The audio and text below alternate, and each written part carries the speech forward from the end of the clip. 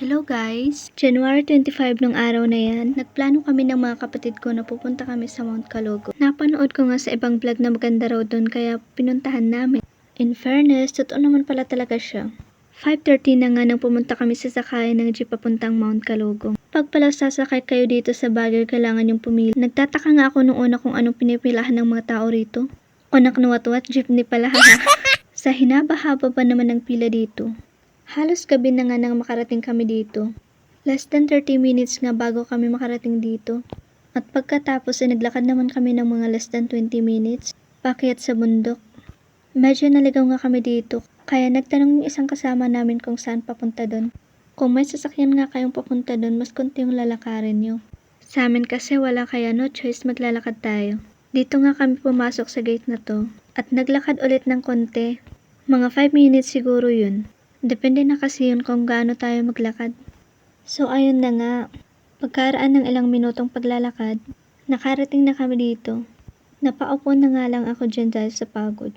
Nagbayad na nga sina ate dyan ng registration fee at dumiretso na kami sa taas. Ito nga palang bubungad sa'yo pagkarating mo sa taas. O ayan, ito na yung sinasabi niyong to the moon. Mapapakanta ka na lang talaga ng saan ka punta, to the moon, road trip, brum brum. Dahil sa ganda, 'di ba? Maganda rin yung matatanaw mo dito kahit gabi. O 'di ba? Ano pang hinihintay mo? Punta ka na rin. Malay mo, baka dito mo mamit yung star ng buhay mo, 'di ba? Charis! Bago nga kami nagpicture-picture dyan, pumunta muna kami dito para magkape.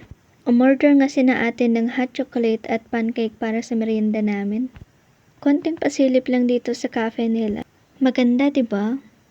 Everybody asking how we doing, say we good. Don't need no one to tell me how to live just like they would. It ain't their business, but they in it, I don't know why. Revolved around my life after I found another guy. People get so caught up thinking they know everything, but little do they know you wasn't just a summer fling. So after nga namin magkape doon ay umakyat kami dito sa taas. Nakakakilabot nga dito pag gabi kasi tingnan mo naman oh. Meron kang madadaanan ng mga ganyan dyan. Naglakad nga kami ulit ng konti dito papunta ng viaduct dito sa taas. Ang ganda ng mga bato dito oh. Para kang naglalakad sa mga cave. Adventurous talaga yung dating. So ayun, after namin maglakad ng konti, andito na kami ngayon sa tuktok. Maganda din siguro yung view dito pag umaga. Ginabi na kasi kami dumating dito eh. I-make sure nyo lang talaga na may kasama kayong pupunta dito pag gabi ha. Ang lamig-lamig kasi. Pero kung wala, mag-jacket na lang kayo ha. Joke lang, kayo naman. Pero totoo, malamig talaga dito pag gabi.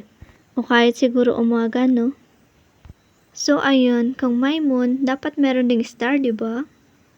Pagkatapos na nga naming mag-picture-picture dyan, ay umuwi na din kami. Naglakad-lakad ulit kami hanggang makarating kami dito. At nag-antay ng sasakyan pa uwi. So ayun na nga, dito na tayo magtatapos. Salamat sa panonood po.